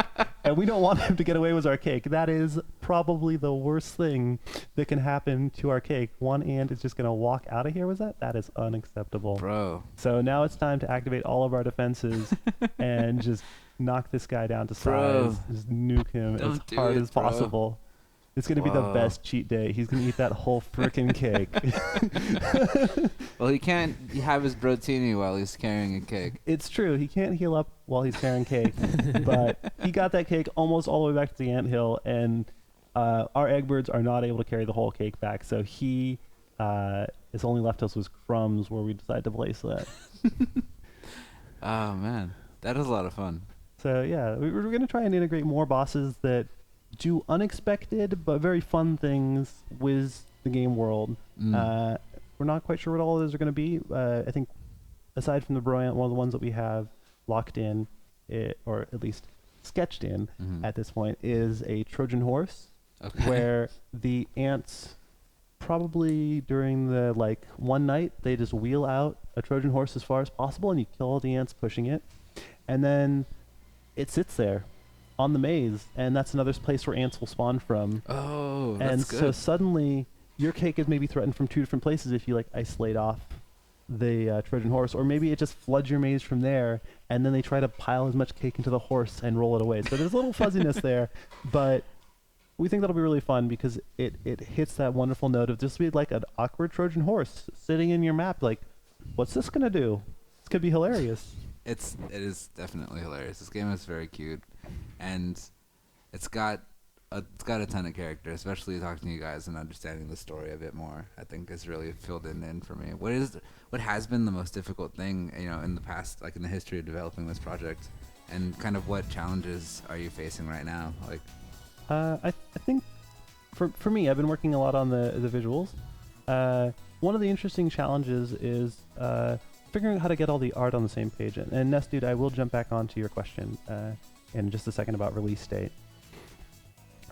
So the art style for the game is still coming together. Mm-hmm. We've been working on unifying the color palette to make sure that all of the visuals kind of stay a little bit closer together. We don't have anything flying off into like purples and really wild colors. right. And then making sure that all the art that you see on the in the world fits. Naomi does a lot of our rough prototype art, so she'll jump into Paint for a little while and just be like, "Okay, this is a cake, this is a carrot, these are some clouds, and in the game." And that is actually enough to get us into the alpha stage where we are right now, because it allows us to do functional art. But as we get farther along, we've started working on improving the quality. So, for example, I'm just going to do this a couple times over and over again, so bear with me. Look at that The toast cake wall, animation. yeah, look at that. It Ah. just pops out of the ground like the Eggbirds have laid down a little ground toaster, and that's one of our more finalized animations because it shows off placement and it makes it feel really cool when you place a little bit of toast in the world. Yeah, absolutely. Um, Also, I think some of the turrets are also in 3D. yeah, so the turrets Yeah. are 3D right now, so you can see. That's the newest stuff we really got in the game. Yeah, Ooh. the turrets right now and our toast are 3D assets. It'll take me a couple nights to actually put this into play. So you can see the turrets have little texture blend animations on them. Nice. And I wanted to try and make, even while they're 3D, try and make the turrets feel like they have that 2D animation goodness. Yeah, it definitely holds. Why does it play a toaster pop when you place it? It is because, and we're still working on making this, that the Eggbirds kind of put, let's say they plant furrows of toast into the ground, or furrows of bread into the ground, and it just pops up and lands. So hopefully that helps answer your question, Lord Nightmare. And then, so now you've got, toast placed out, the watermelon tower is in 3D, and that's definitely one of the rougher ones by my count. And I'm not going to get all the things I want in one day. Harvest Monkey. I think Yeah. one, it's an art and kind of another weird pathing problem. But seeing the egg birds run around to plant these things and to, get to a tower as a as a demonstration of, or I guess in place of having a cooldown meter, where it's like he's just, he's kind of on his way, right? That's, So actually, we did play with that, like for the nighttime thing. We had, one of our original concepts was that, like, okay, like, your eggs all start at the cake, and then you've got to like send them out to the towers to power them up, and then like they travel there and then do the thing. And one of the things that we found while playing with that though is that it's just that because the pace of this game at night is fast enough that like when you didn't get like like if it took too long for the egg to get out to the defenses, which oftentimes, I mean, a lot of players are usually starting their maze like far away from the cake, and so your first kind of line of defenses are so far that it just that by the time that the egg got all the way over there, it's like the situation's changed, and it just wasn't satisfying to not get an effect happening right away. And so, that makes sense. Absolutely. Yeah. Yeah, I've occasionally noticed people building backwards from the cake, but that's not a tactic I learned when I played War 3, so it's not something I do. Yeah, I mean, I definitely inherited that tower defense technique as well, of doing as much damage as you can early. Yeah. And then you also have the benefit of they have to return the cake to the anthill. So that is a built-in efficiency to stay, kind of high damage first and kind of preferring upgrades there. So let's see. In response to Lord Nightmare, the game does have audio for sound effects. We're currently not using it, so we can be audible as You humans. might be able to turn it up actually on the keyboard here, or on the top right, Boop boop boop. and then that might be coming through. Hey, there we Well, go. Kind of. So Yeah. it's pretty quiet. Some of our we're just barely starting to get some sound in the game, so we still do have temp effects. We don't have an actual effect for the toaster pop up yet. Yeah, it Unfortunately. is not 100% on that, but some things are happening. So there's like a transition to night sound. I'm not sure how much of that comes through. And the transition to night sound is kind of the classic wolf howl. All right. The frosting tower has a little bit of like a rewind sound on it, and the strawberry tower kind of has this like jam splat sound as things get hit. We talked about launching the eggs as out of a catapult in defense, and we decided not to do that. It felt a little bit too mean. Yeah. We're trying to keep it really, really cute and approachable, and that's kind of been one of our guidelines for whether or not we do something. Mm-hmm. We do have some like hidden weird things inside the game, but it's things like, what do you make cake out of? Eggs. Why are they defending this cake? Who knows? Yeah, I think there's probably some underlying narrative about how some of these eggs will actually have to be sacrificed to the cake in order to build it. I don't know. There's a darker story going on in this Of kingdom. course. I mean, there is the cleaver, which we Yeah. don't talk about. We don't. Yeah, I'm not 100%. I don't feel like the cleaver hits everything I want out of that tower yet. So that's the cleaver is in my mind one of the really rough tower models. It just is like, we need a single damage kitchen, as we call it, kitchen punk themed. Interesting. Okay. Yeah, it hits the in your mind. It kind of quickly hits the visual notes of what the game should feel like, and so the cleaver doesn't quite hit that note for me yet, but it's getting there. I like the little like pull cord it has to drop on things. But I feel like we can push it farther. It pushes the animation way of saying there's a way to enhance the feel of this experience, and I don't know what it is yet. That's kind of the question I'm still asking and doing sketches towards.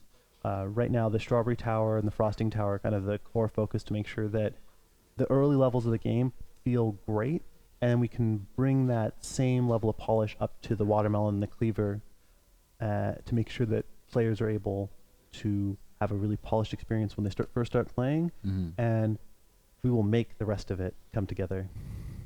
Yeah. I think kitchen punk is a really great term, and it's a great creative kind of like a boundary, right? That it gives a lot of great solutions. I think, or I guess offers a lot of space for good creative solutions, right? It's a great problem to have. Yeah. Yeah. So I personally, in the real world, outside of the video game lands, I really like cooking. And ironically, I like making a lot of pies. I don't actually bake very many Traitor. cakes. Yeah, I'm a monster. Sorry, confession time. My bad. So I make my pies in real life, and I make my cakes in video games. And I think there's something really neat about the kitchen environment. You have all these options and a lot of creativity that can flow forth, and that's something that can be reflected in how Mazing comes together and how all the different towers play out. And the game really is bigger than all the components that you get. When you start cooking something, you don't want to come out on the other side and be like, I'm eating a leek and also a potato. Right. Those together are great, but alone they don't have that same appeal. And I don't have enough kitchen puns to really fill this out. So Sure, but I see what you're cooking up though. But thematically, you have a recipe for a maze that is pretty sweet if you learn how to prepare it. yeah. This is true. We do professionally pun in this building. Oh, this game is full of puns. I'm so happy that we decided a while ago that like it's just all puns all the time. Really, our Slack is full of even more puns. Yeah, we're working on bringing things like a Flancy home to the game. A fancy home. Flancy. It's a flan home. Oh. Yeah, you know, because Flancy. it's like an egg home for eggs, made out of eggs, by eggs, of Ooh. eggs.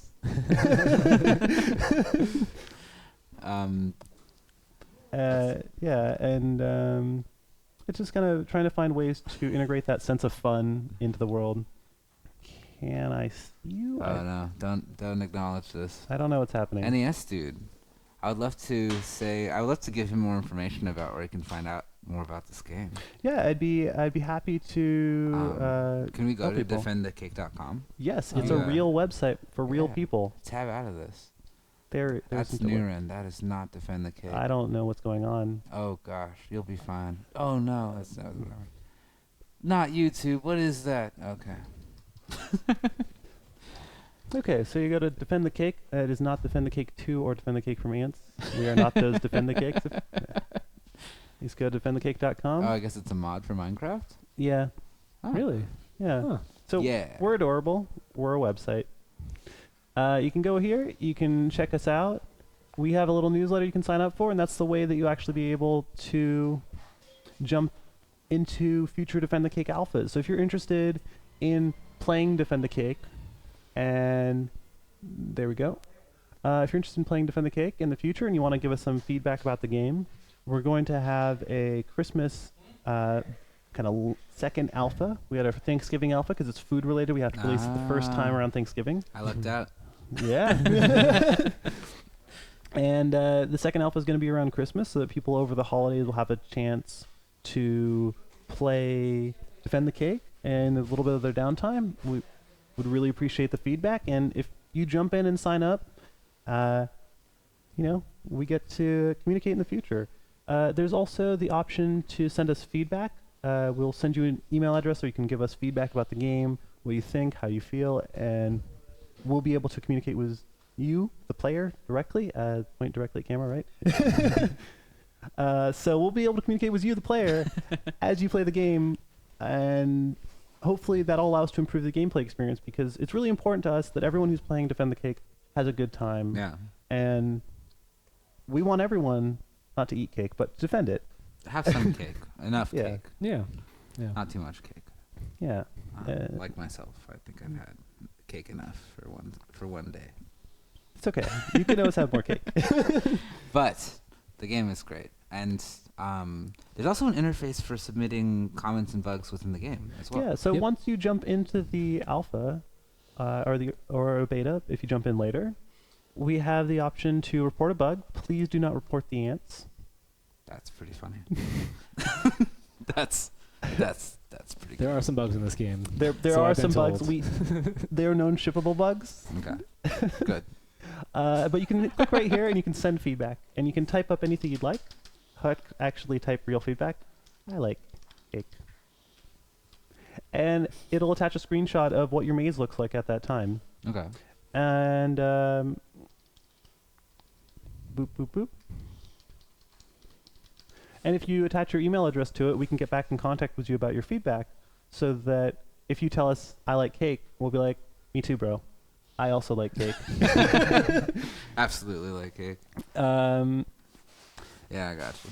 And I think this is a great way for us to just get quick feedback if you're like, Cleaver sucks. We'd actually like a little bit more than that. And the way the game works right now, Justin created a really cool replay system so Oh. that on our end, we can get snapshots of how people have played Interesting. and how people have mazed kind of day by day, and we can see how successful or unsuccessful people are when making mazes. So if you're like, Cleaver sucks, it didn't kill snails, and you hit send, your user ID, if you include your email address, we'll be able to talk to you. If you don't, you don't have to. It's not Mhm. required. I am not a .coin. One day. Yeah. So if you send that, it'll take a second, and it'll send it over. It'll tag it with your user ID, and we'll be able to look up your replay and say, oh, hey, you say Cleaver sucks because you put it like over here on an island that doesn't ever touch the cake. That makes sense. Okay, so we understand that there's an issue where maybe players don't know that that's how far it can reach. And so that's something we'll have to work on communicating. And that way we can pair your feedback as a player directly with your play experiences so we can understand better what's going wrong for the players and make sure that we improve their experiences moment to moment. The players are really the people we're making this game for. I mean, we really like it. We're Well, really psyched. You wouldn't be making it otherwise. Yeah. Maybe. But we don't want to just hoard it to ourselves. We want to share it with everyone. And if the game isn't accessible, if people aren't having fun with the experience, we're not going to be able to have a lot of people enjoy our work. We're not going to be able to share that passion and love for games with everyone out there who has the potential of really enjoying that experience. Yeah. It's definitely I guess getting into indie and kind of a lot of the, aside from going, instead of just understanding the task of what, needs to be done to make a game, instead of going through the process of development, the process of marketing becomes a new challenge, and the process of, gathering feedback in an organized fashion. Like, was that a difficult thing to implement technically? I mean, and it's- having a snapshot replay mode, like that's pretty unique to, especially a team of 3. I don't hear or see that kind of thing often, and it's great that you have that oversight going into it. Yeah, I mean, it's really been a learning process as we've gone along. This was, I hadn't ever used Unity before starting to work on this thing, and so that was a whole thing too. But I think from the beginning, very early on in this project, I knew I wanted to have a replay system just because it just makes debugging so much easier. Even before we get it out there, and it definitely has the added benefit of it's really great. We can correlate people's feedback with their game sessions and all that. But just for debugging alone, it's so useful. And so it's something that I kind of knew how these things had to work from the ground level from working on StarCraft, because that game has a really good replay system. Absolutely. And so. I mean that was just, thankfully, because I knew that early on, it didn't become too technically challenging because it was something built pretty early into the project. If I had to put that in later, it might be a little bit more difficult. I'm gonna have to pick your brain about that. That seems like a fun thing to do. Yeah, it's I mean, essentially what it is it's just a collection of save states, and so but is it like collecting? It's because the game is not particularly random, so you can actually run a simulation of each action. That was one really technical challenge because Unity in and of itself isn't deterministic. No.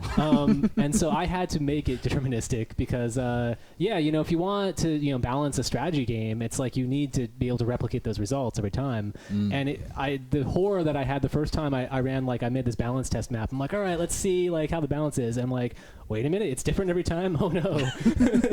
What does that take? Do you have to completely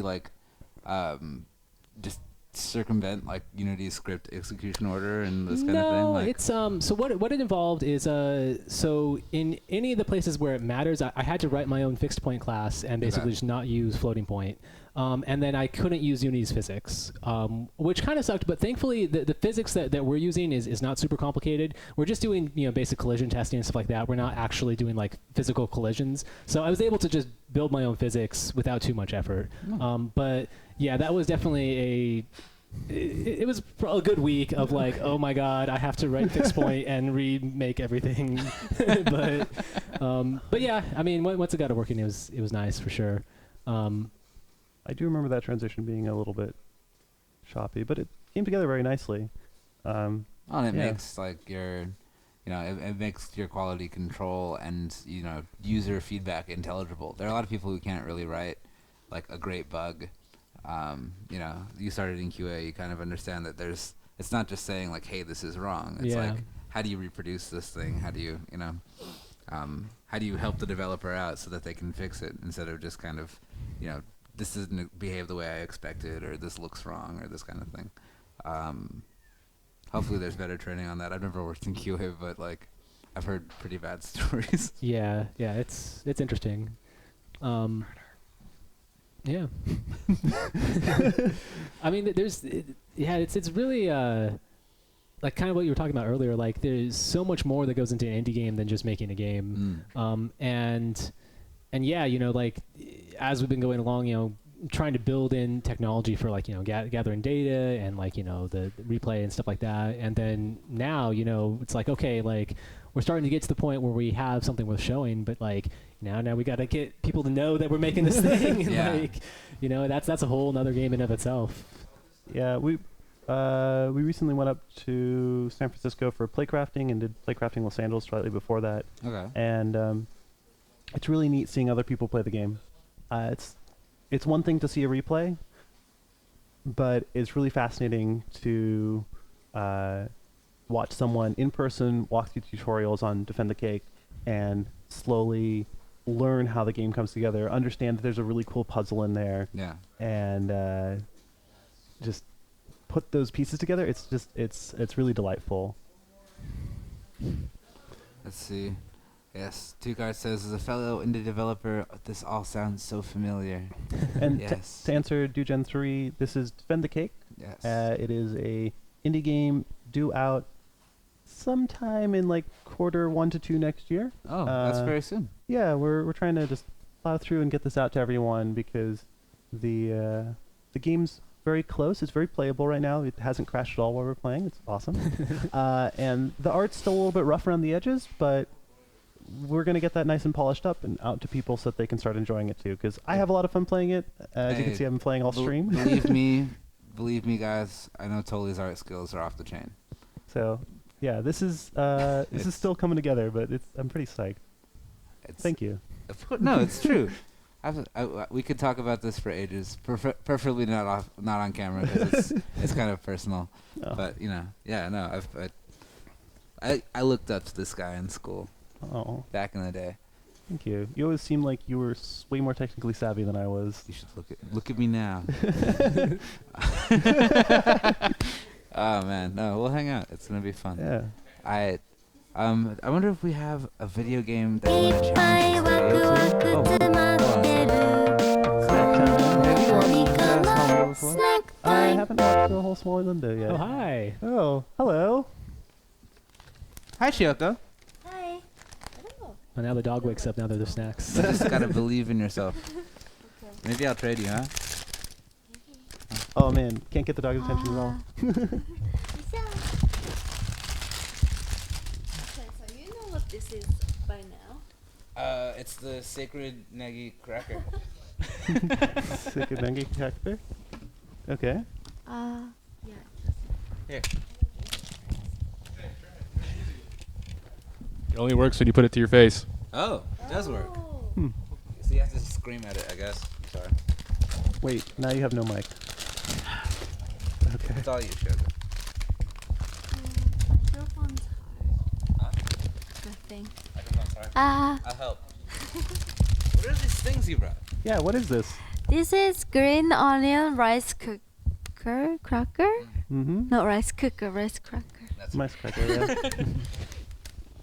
Please. Thank you. I don't know if you've had one of these before. I think these come with a story. Yeah. About like where they get the onions or something like that. So what's the story behind these? There was like a super long essay that I don't memorize. That's okay. I don't need to know the origin of every food. Is Like in Tokyo, like special kind of a green onion that's limited, Whoop, whoop. I can't hold objects. so you can eat it. It actually has a green onion inside. Okay, I'm down. Hopefully you're not allergic. We're gonna Allergic find to out. onion or rice, right? No. I would not last very long cooking if I couldn't use onions or rice. Do you eat these things a lot? Sometimes I've had rice crackers and onions. Cool. Mm-hmm.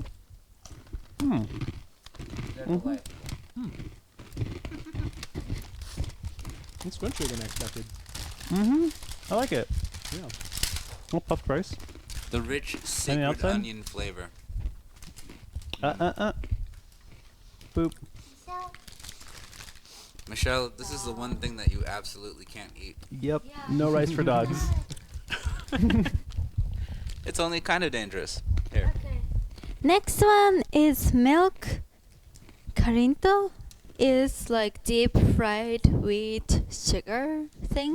I don't Better know. than a twist. Sounds It like a pretty says- dirty item. It says salted lemon flavor and yeah, it says sweet and sour, and it says heavy cream from Hokkaido, which is popular. It's famous apparently, Okay. and it's supposed to be soft. It's called Yukinoyado. Like you eat this when it's cold. Like it's a snow treat. I don't know. Like I a think you Yukinaya? eat this like every Okay. season, but like when you when you're cold, you wanna eat these kind of things, I guess. Okay. I mean, I'm down for sweet Oh. cream and snow treats. Okay. I'm curious. Whoa.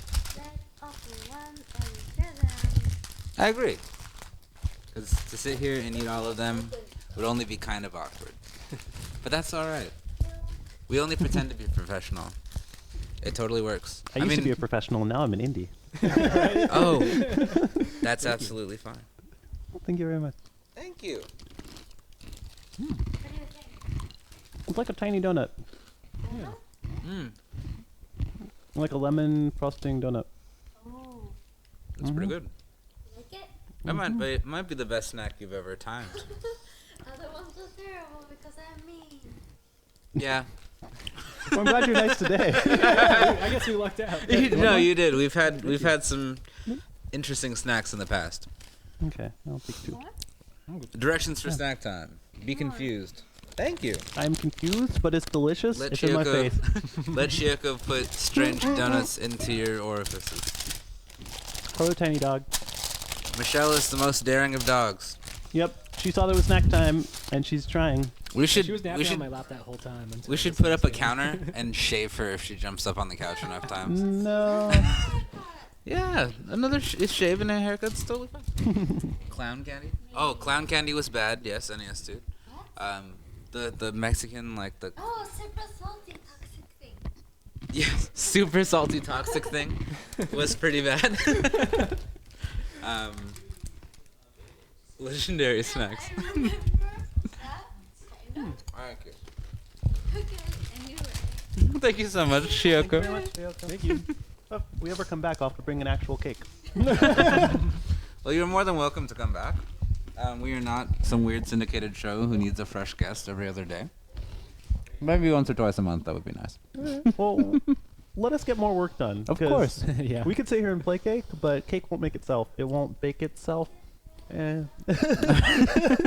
Shop Yeah, Talk Rising. This Okay. is a bit of a talk. Delicious. Yeah. All right, let's get these. Let's get this maze finished. We got a bro ant incoming, and I'm gonna full on. Oh, you already got obliterate through him. this 10-day week. Yeah, I have maybe played this game a few times. Yeah. My life is hacks. No worries. Are there any secret codes? Are there cheat codes? I don't think so. Perhaps Bill. even Easter eggs. Uh, I No. shouldn't ask about, let's just say maybe, like, not that there are any, but is that the kind of thing that you value or want to put in your own kind of game, your own project? Definitely. yeah, we I could don't know, release like- on Easter. Actually, that's interesting. That's a good idea. Yeah, I mean, I definitely want to put a few cool hidden gems and things in here, but to be honest, at this point, like, We I mean, don't have- just getting to this point has been like we just haven't had time to put that kind of stuff Oh, in. yeah. But yeah, I mean, I think we floated a couple random ideas around, and there's definitely some fun surprises we want to put in. So Should do that for. Are we gonna do third best master? Do you want to do a video game type challenge? sure. Do you want to challenge the studio to a game or play against our chat? What games would you like to have us play? I haven't been gaming as much. see. I've been working. That's a weird twist of life. Let's see. I have a billion text messages. Okay. Sorry, these are not the ones I want. Okay, let's see. I wish we could play. I wish we had a direct challenge mode for the whole studio for Defend the Cake. Well, But we do have a less. Hey, how about this? Chat, let me know what you want to do for third best master. I would like to check in with Jake and maybe give these guys a chance to stand up. We've been here for like an hour and a half almost, and I really want to, just stand for a minute, check in with Jake, maybe get some audio from there if we're lucky. Maybe if we wave at him, maybe if we wish really hard, James will notice us. Mr. Jerome. Cool. Yeah. That's all to say. Oh, nice. Encyclopedia of bug powers. Yeah, that way you can quickly understand what you're up against. Or what you aren't going to be fighting for a while. My goodness. Yeah, it's rough, but it gives you a little bit of a... But he's soft the only one that experience. dropped spice. I didn't notice that. Yeah, he actually has like a little diamond of spice attached. I don't know where the frame is. Diamond of spice attached to the end of his tail that kind of flops around as he crawls through. We shouldn't skip out on that detail. I know I totally was in a bit of No, it's fine. I was a bit rushed after snack time, but Tukart, thank you for the questions. Chat, please feel free to ask more questions. We have them here for a couple more minutes, but the game is Defend the Cake. This is Totally and Justin. Hi, Not in Red. that order. I guess from right to left. I'm left Totally. to right. He's I'm Justin. He's got, he's got the legendary Tokyo onion cracker. Very tasty. I no longer have a Tokyo onion cracker, or it is with me forever, whichever way you'd like to go about it. It was pretty damn good. But yes, thank you guys so much for coming here. Yeah, it was It's a pleasure been to chat so with much you. fun. And hopefully, if you can stick around for Thursday Best Master or for some food, we have a cooking show coming up in about an hour, maybe less. Actually, probably less at this rate, 45 minutes. This is Small Window. This is On Switch. I'm going to throw it over to Jake for a minute, who is having a grand old time. And we'll see you soon. See you around.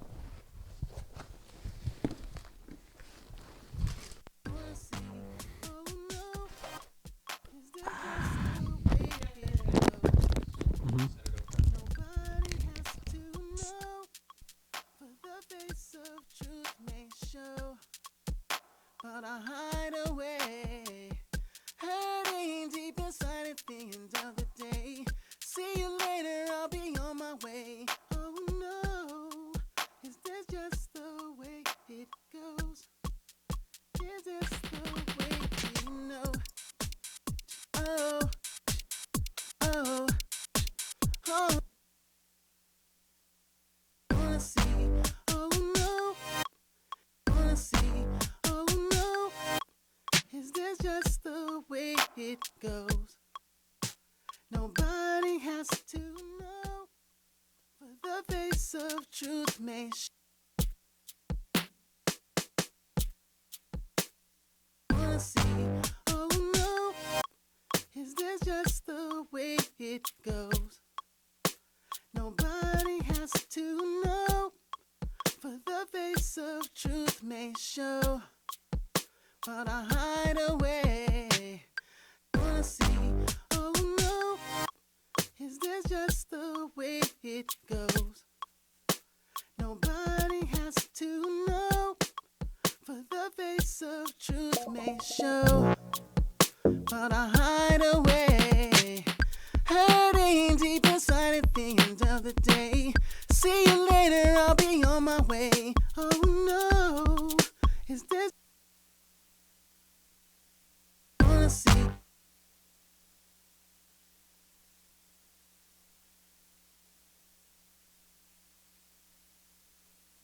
Hide away, hurting deep inside at the end of the day. See you later, I'll be on my way. Oh no, is this just the way it goes? Is this the way we know? Oh, hide away, hurting deep inside at the end of the day.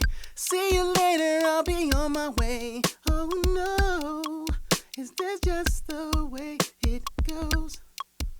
Is this the way we know? Hide away, hurting deep inside at the end of the day. See you later, I'll be on my way. Oh no, wanna see, oh no, is this just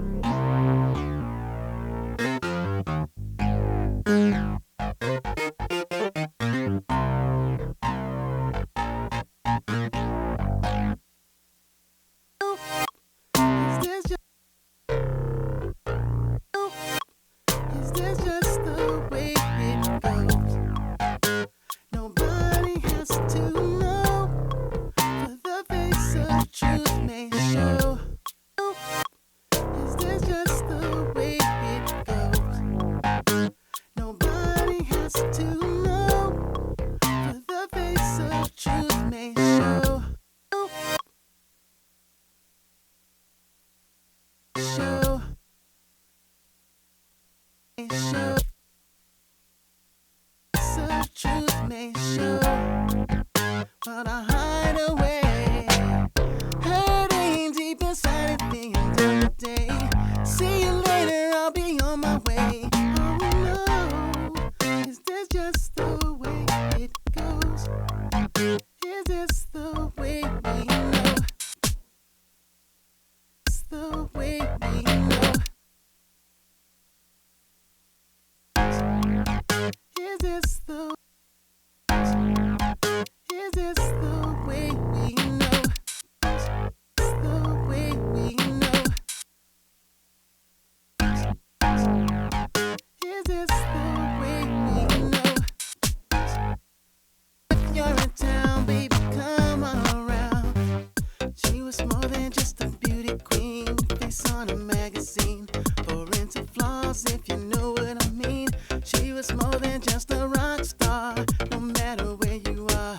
With desperate eyes for within every scene, reaching up and letting down her hair once more.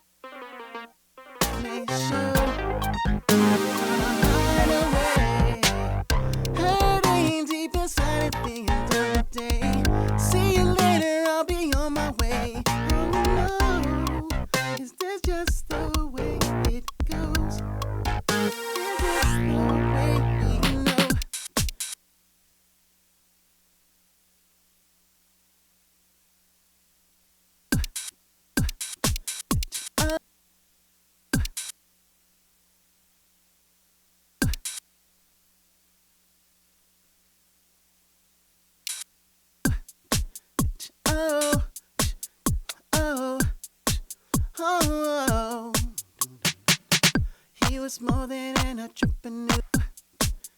No way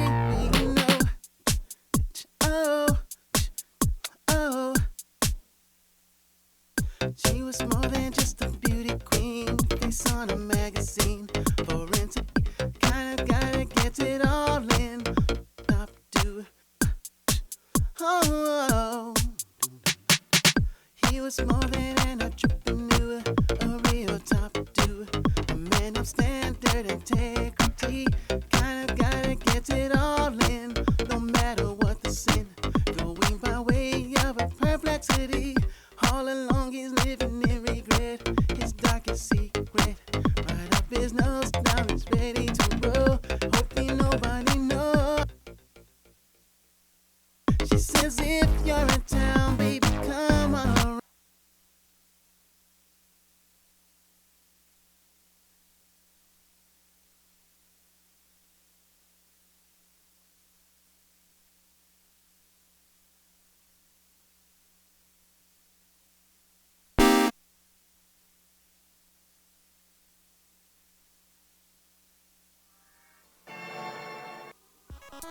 It's time for the third best master.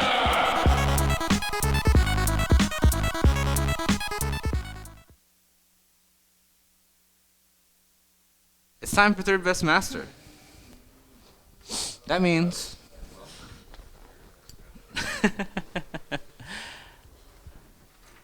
thank you guys so much for sticking with us. It's been going well. This is a small window on Mint Potion. My name's Ben. We just had a wonderful interview with Defend the Cake, which I just want to pop back over to. Check out their stuff, please. This game's really fun. They rock. DefendTheCake.com. It's not every day that you get the name of your game as your URL. This is Third Best Master, a game where you're trying to be the third best at a game that we're hopefully playing with Twitch.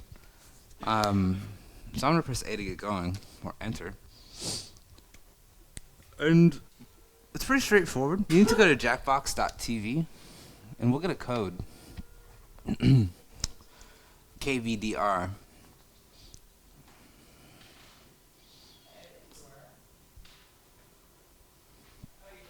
I'm going to use that to log into our room, and I'll probably be the first. If I'm lucky. But essentially it's like Pictionary. And anyone in the building, of course, is welcome to join. If they have a smartphone, anyone in the chat.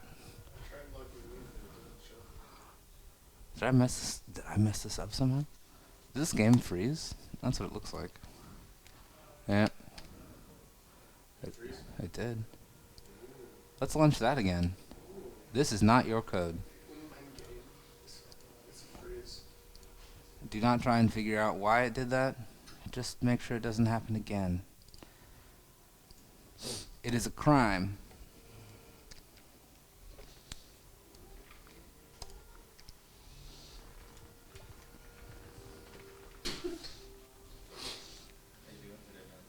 I'm doing alright. How are you guys doing, chat? How are you Mint people doing? I am doing great. The voice from a mysterious place is here. The voice of reason. The voice of Alright, reason. so let me know if You this go to works. This is our room code. jackbox.tv and type SY. It looks like we have a voice of God thing going on.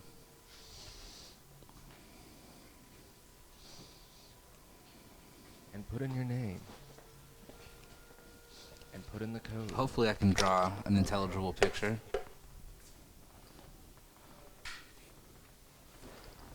NES dude sounds like he's having a pretty easy meal. Fresh and simple.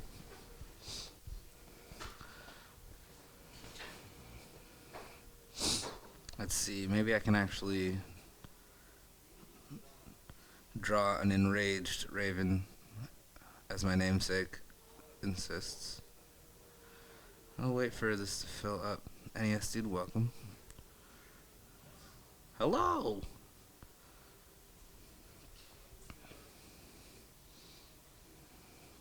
Third Master is a game where we rank each other. Ooh, it looks like I have angry sunglasses. That's good. And throughout the rounds, we try and figure out who is indeed the third best. And it's... Get 2 more and we'll start. Get 2 more? 2 more people. In the chat. From the chat. From the world. As long as it isn't. Potato. We have 2 more slots left. Please enter calmly and join the drawful room.